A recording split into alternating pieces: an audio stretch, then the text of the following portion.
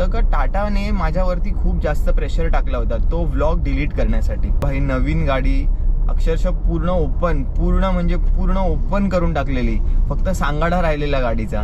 तर त्याच्यामुळे म्हणजे असं होतं का यार नवीन गाडी ओपन होते आणि त्या फ्रस्ट्रेशनमध्ये मी बऱ्याच काही गोष्टी बोललो. तर आमच्यासाठी ती हॅरेसमेंटच होती, कारण की हे लोक कंटिन्यू फोन करायचे, अरे सर तो व्लॉग डिलीट करा, आमच्यावरती टाटाने हे केलंय ते केलंय, आमची नोकरी जाईल, हे ते असं तसं. मग सगळ्यांना माझा हॅलो, नमस्ते आणि नमस्कार. आज आहे आपल्या टाटा सफारीची थर्ड सर्व्हिसिंग, म्हणजेच तिला आपण कालिया पण बोलतो. तर कालियाची थर्ड सर्व्हिसिंग आहे आणि त्याच्यासाठी आपण जाणार आहे टाटाच्या ऑथराईज सर्व्हिस सेंटरला, ज्याच्यामध्ये मला गोष्टी जशा माहीत पडल्यात का थर्ड सर्व्हिस आहे त्याच्यावर लेबर चार्जेस आहेत ते कम्प्लिटली फ्री आहेत.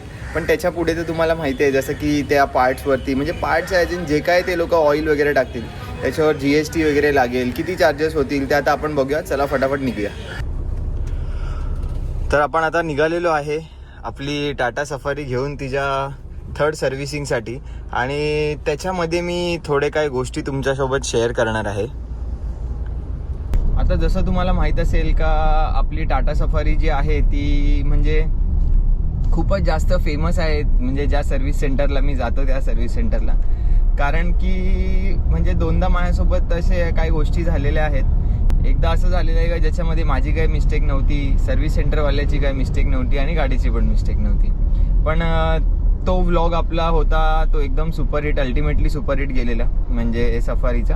आणि प्लस त्याच्यानंतर अजून एक व्लॉग होता जेव्हा मी खूप हायपर झालो होतो आणि मी असं बोललेलो का डोंट बाय टाटा कार्स वगैरे, असं म्हणजे खूप काय गोष्टी बोललेलो. कारण की मला जो सर्व्हिसमध्ये म्हणजे खूपदा लोक बोलायचे का अरे टाटाची सर्व्हिस बरोबर नाही आहे, हे नाही ते नाही. बट मी प्रत्येक व्लॉगमध्ये बोलायचो का अरे माझ्यासाठी तरी अजूनपर्यंत टाटाची सर्व्हिस बरोबर आहे किंवा ते मला काही प्रॉब्लेम करत नाहीत असं. आणि फायनली बोलतात ना एक दिवस मला पण तो प्रॉब्लेम झाला. ह्या लोकांनी पार्ट्स वगैरे जे मागवले ते चुकीचे होते आणि मग त्याच्यानंतर गाडी मला तिकडे उभी ठेवायला लागली. आणि तो व्हिडिओ तुम्ही बघाल ना भाई, नवीन गाडी अक्षरशः पूर्ण ओपन करून टाकलेली, फक्त सांगाडा राहिलेला गाडीचा. तर त्याच्यामुळे म्हणजे असं होतं का यार नवीन गाडी ओपन होते आणि त्या फ्रस्ट्रेशनमध्ये मी बऱ्याच काही गोष्टी बोललो होतो. आणि प्लस बोलायला तर पाहिजेच होतं ॲक्च्युली, कारण की त्यांनी केलंच तसं होतं. आणि प्लस त्याच्यामध्ये कसं होतं का टाटाने माझ्यावरती खूप जास्त प्रेशर टाकला होता तो व्लॉग डिलीट करण्यासाठी. म्हणजे त्यांचे जे म्हणजे GM आहेत, हेड ऑफ द डिपार्टमेंट कोणतरी आहे, तर त्यांनी कॉल केले होते टाटाच्या सर्व्हिस सेंटरमधून. ही म्हणजे कसं, ही जी कार आहे ती माझ्या वाईफच्या नावावरती आहे, तर तिला पण त्या लोकांनी म्हणजे थोडंफार बघायला गेलं तर आमच्यासाठी ती हॅरेसमेंटच होती. कारण की हे लोक कंटिन्यू फोन करायचे, अरे सर तो व्लॉग डिलीट करा, आमच्यावरती टाटाने हे केलंय ते केलंय, आमची नोकरी जाईल, हे ते असं तसं. सर्व्हिस सेंटरमधून जे नॉर्मल कॉल्स असतात ना, जसं की आपल्याला सर्व्हिसिंगसाठी वगैरे कॉल येतात या सगळ्या गोष्टी, ते लोक पण कॉल करत होते की अरे मॅडम वो जो आपका व्लॉग है वो डिलीट करो, हे ते असं तसं बऱ्याच काय गोष्टी होत्या. तर त्यानंतर आता मला थोडी भीती पण आहे का तिथेच मी परत जाणार आहे सर्व्हिसिंगसाठी, तर आपली गाडी बरोबर सर्व्हिस करतील ना, हा मोठा एक प्रश्न आहे माझ्यासाठी. पण आय होप का असं काय होणार नाही. आणि मला असं वाटतंय का आज आपल्याला व्लॉग ना शूट करायलाच नाही मिळणार, कारण की बोलतात ना ते लोक डायरेक्ट स्ट्रिक्टली गोष्टी हेच करतील, नाही तुम्ही तिकडे शूट करू नाही शकत किंवा काय, ह्या सगळ्या गोष्टी तर म्हणजे होणारच आहेत. हे मला ऑलरेडी माहिती आहे, मी प्रिपेअर्ड आहे त्या गोष्टींसाठी. पण जेवढं काही जमेल तेवढं मी शूट करेन. आणि थर्ड सर्व्हिसमध्ये काय गोष्टी होतात, जसं की थोडीफार आयडिया तर मला आहे.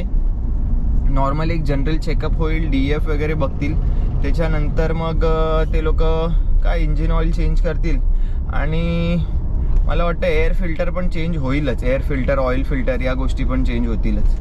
तर त्याचं टोटल एस्टिमेट कितीपर्यंत जातं आहे वगैरे तेच गोष्टी आहेत ज्या सगळ्या आजच्या ब्लॉगमध्ये मी शेअर करेन तुमच्यासोबत.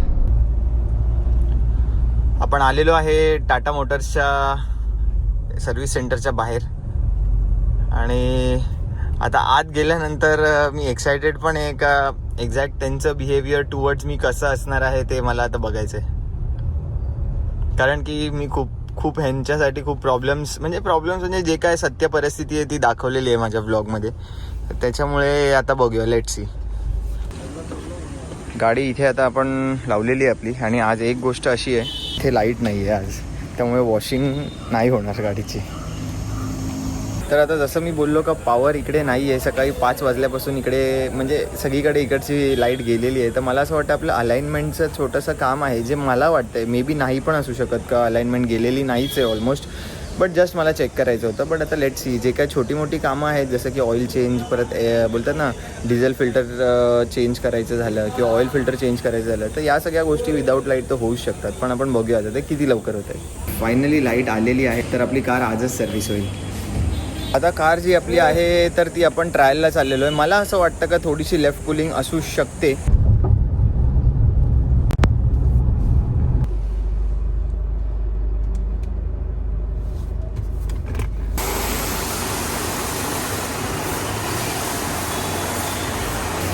तर आपली कार जी आहे तिची टेस्ट ड्राईव्ह घेतलेली आहे, तर त्याच्यामध्ये थोडंसं एक गोष्ट म्हणजे जसं मी बोलत होतो का पुलिंग होते, तर ते सेम जो म्हणजे आपला कॅलिब्रेशनचा पार्ट आहे, तर कॅलिब्रेशन थोडं स्टेअरिंगचं करावं लागेल. कारण की गाडी थोडीशी स्टेअरिंग लेफ्टला मला पण थोडं फील झालं होतं, बट एक्झॅक्ट मला समजत नव्हतं का मी बोललो कॅलिब्रेशन गेलेली तर वाटत नाही, बट ठीक आहे लेफ्ट पुलिंग आहे, but that is due to calibration. की तुमची 6100 म्हणजे अप्रॉक्सिमेट अमाऊंट आहे. विथ एव्हरी फिल्टर्स तुम्हाला 6100ला पडते. इंजिन ऑइल 5 लिटर्स तुमचा 5300ला असतो. Sunroof channel cleaning, sunroof greasing 618. Labour आणि ग्रीसचा अमाऊंट पकडून आहे. Balancing, alignment, steering calibration, tyre rotation सगळे इन्क्लूड होऊन 1792 पर्यंत जातं. आणि लुब्रिकेंट्स आहे म्हणजे suspension parts, oily door hinges, battery terminals, तुमचं मग APC अँटी पेस्ट कंट्रोल पण ह्याच्यातच होतं. तर 885चं ते विथ टॅक्स अप्रॉक्सिमेटली तुमचं 14,700 पर्यंत जाईल. ते अप्रॉक्सिमेट आहे. DF जर नीड असेल तर तुम्हाला इन्फॉर्म करून आपण ते टॉपअप करून टाकू. आपली कार जी आहे ती रॅम्पवर चढवलेली आहे आणि तिचे व्हील्स वगैरे सगळे काढतायत, तुम्ही बघू शकता. म्हणजे ऑलमोस्ट व्हील्स काढलेलेच आहेत. तर ह्याच्यामध्ये ब्रेक पॅड्स वगैरे जे आहेत ते आपले चेक होतील. व्हील काढायला पण तिचा किती त्रास आहे.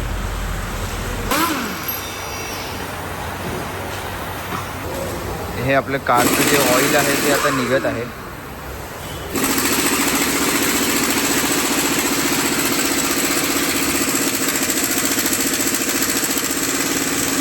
आता मेन विषय असा झाला आहे का इथे ऑलरेडी माझ्यामुळे खूप मोठा हंगामा झालेला. म्हणजे ॲक्च्युली मी जे काय गोष्टी आहेत ते रिॲलिटी दाखवलेली, तर त्याच्यामुळे आता माझं व्लॉग शूट करणं इथे त्याच्यावरून आत्ता विषय सुरू झालेले आहेत. म्हणजे कोणतरी एक लेडी आहे ती आले, ते बोलले अरे आपको पता है ना व्लॉग शूट नाही करणे का ये वो असं असं. म्हणजे माझ्यापर्यंत नाही आले पण दुसऱ्यांना सांगत होती ती का अरे आपको पता है ना सरने बोला आहे की शूट नाही करणार ये वो असं तसं. मी तर काय लक्ष दिलं नाही, इग्नोर केलं. बट आता एकेका मला शॉर्ट्स घेणं खूप जास्त डिफिकल्ट होणार आहे. बट ठीक आहे, आता कायच करू शकतो.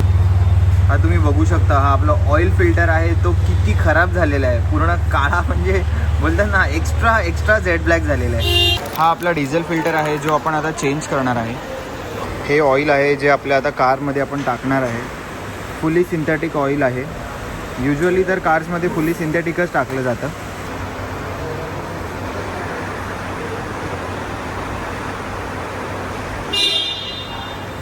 हा आपला डिझेल फिल्टर आहे जो आपण आता म्हणजे चेंज करणार आहे.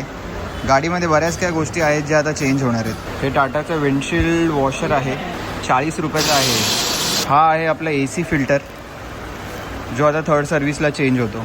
ते कूलेंट आता टॉपअप होतं आपल्या ह्याच्यात गाडीत. हा आपला जुना फिल्टर आहे एअर फिल्टर, तो तुम्ही बघू शकता का त्याची हालत काय झालेली आहे. हा आहे आपला ब्रेक फ्लुइड जो आपण रिफिल करणार आहे आपल्या गाडीमध्ये. हे सनरूफ आहे त्याचं आता ग्रीसिंग चालू आहे. कारचं तर ऑलमोस्ट सर्व्हिस डन आहे. आता फक्त थोड्याफार गोष्टी बाकी राहतील, जे असेल आपलं वॉशिंग अँड क्लिनिंग. तर मग त्याच्यासाठी थोडा गडबड होऊ शकते कारण की भाई इकडे खूप जास्त लाईन आहे गाड्यांना. ह्या एवढ्या कार्स आहेत ज्या वॉशिंगला जायच्या बाकी आहेत. तर हे जे विंडशील्ड वॉशर आहे त्याचं पण थोडंसं पाण्याचं प्रेशर प्रॉपर येत नाही आहे, तर त्याला हवा मारून ते क्लीन करत आहेत. इथेच जे आहे आपलं ते स्टेअरिंग कॅलिब्रेशन पण इथेच होणार आहे. बट आता कॅलिब्रेशन जे आहे ते आपल्या कारचं झालेलं आहे. आता फक्त ते टेस्ट करतील आणि टेस्ट केल्यानंतर मग फक्त वॉशिंग आणि क्लिनिंग राहील बस. कॅलिब्रेशन आपलं झालेलं होतं तर त्याच्यामध्ये परत थोडी गाडीची स्टेअरिंग जी आहे ती राईटला ड्रॉप होतेच आहे. तर मग आता आपण परत एकदा कॅलिब्रेशन करणार आहोत. कॅलिब्रेशन करून मग परत एकदा टेस्ट करू, मग आपल्याला समजेल का एक्झॅक्ट काय होतं आणि काय नाही. कारण मगाशी ती दिसत होती, राईटला पडत होती ना, तर ते दिसत होती. कॅलिब्रेशन जे आहे आपलं ते आता सक्सेसफुली झालेलं आहे. आता माझ्या डोक्यात एक गोष्ट आली आहे का माझं टाटा इराचं सबस्क्रिप्शन जे आहे ते ऑलरेडी संपणार आहे. म्हणजे ते 4च दिवस राहिले. तर आपण ट्राय करूया का ते पण ह्याच्यामध्ये होऊन गेलं सबस्क्रिप्शन, तर काय टेन्शन नसेल. म्हणजे परत सारखं राऊंड नको मारायला. कार वॉशिंग होत आहे. एकदा वॉशिंग झाली का मग आपण इकडनं निघूया आणि मग तेव्हाच मी तुम्हाला सांगेल का आपलं बिल अमाऊंट फायनल किती झालेलं आहे थर्ड सर्व्हिसचं. ते त्यांचा जो आहे तो लंच टाईम म्हणजे झालेला आहे. बट ते आपली गाडी म्हणजे एक आहे ती प्रायोरिटीवरती सगळे बिचारे म्हणजे बोलतात ना स्वतःचं जेवण न जेवता आपली गाडी सगळे लागलेत एक गाडीच्या मागे. तुम्ही बघू शकता का इथे काहीच नाही आणि बोलतात ना इकडे सगळे लोक आपली गाडी क्लीन करतात.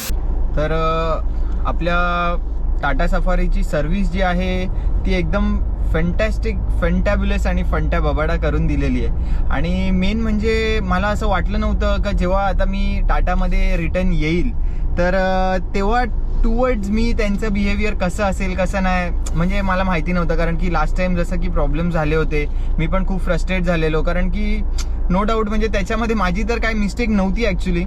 बट तरी मी ह्यांना सगळ्यांना म्हणजे बोलतो ना जसं मनीष झालं पियुष झालं ह्यांना बोललो पण का माझ्यामुळे जर तुम्हाला काय त्रास झाला असेल तर त्याच्यासाठी सॉरी. बट माझं कसं होतं का मला जी गोष्ट म्हणजे याच्यामध्ये मी फ्रस्ट्रेट झालो होतो ऑलरेडी. तर मग म्हणून बोलतात ना त्या सगळ्या गोष्टी जे काय ब्लॉगमध्ये झालं किंवा काय या सगळ्या गोष्टी बोलतात ना तो एक पार्ट सोडून द्या. बट बेस्ट म्हणजे आत्ता सर्व्हिसिंग जी झाली आहे ना गाडीची एवढी बेस्ट म्हणजे त्या लोकांनी सगळ्या गोष्टी मला करून दिल्या. प्लस त्याच्यामध्ये पण कॅलिब्रेशन जे आहे तर ते कॅलिब्रेशन बोलतात ना झालेलं नव्हतं. तर तेव्हा थोडा मला डाऊट आलेला. पण त्यांच्या सरांनी जेव्हा गाडी चालवली तर ते बोलले का अरे हे तर कॅलिब्रेट झालं नाही, स्टेअरिंग राईटला पडत होती सारखी. तर आता स्टेअरिंग एकदम परफेक्ट म्हणजे आहे एक्झॅक्ट स्ट्रेट चाललेली आहे. तर ते पण त्या लोकांनी परफेक्ट करून दिलं. आणि मोजेस नो डाऊट तो पण खूप जास्त हेल्पफुल होता आज. म्हणजे ज्यांनी बोलतात ना माझा ॲडवायझर तोच होता नवीन ॲडवायझर. नाही तर युजली नेहमी मनीष बघतो.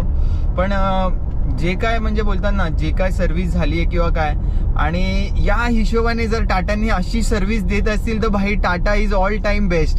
मी तर बोलेन टाटाशिवाय कोणती गाडीच घेऊ नका. कारण एवढी भारी सर्व्हिसिंग मला म्हणजे बोलतात ना म्हणजे गाडी पण भारी सर्व्हिसिंग केली आणि मला पण सर्व्हिस खूप भारी दिलेली आहे. म्हणजे बोलतात ना मी किती वाजता एक तास तर लाईट गेलेली.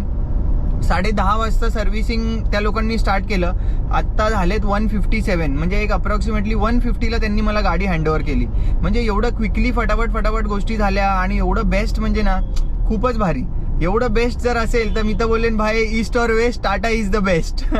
टाटाचीच गाडी घ्या भाई. आपली इंडियन गाडी आहे, देश का लोह आहे. आणि बोलतात ना सर्व्हिसिंग वगैरे आता इकडे म्हणजे बोलतात ना भाई मी एकदमच हे झालो का एवढी बाप सर्व्हिस दिली आहे ना कायच बोलू.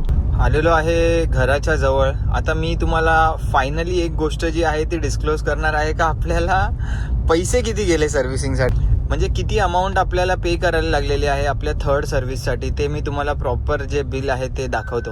तर हे आहे पूर्ण बिल. आपली अमाऊंट जी झालेली आहे टोटल अमाऊंट ती आता मी तुम्हाला दाखवतो.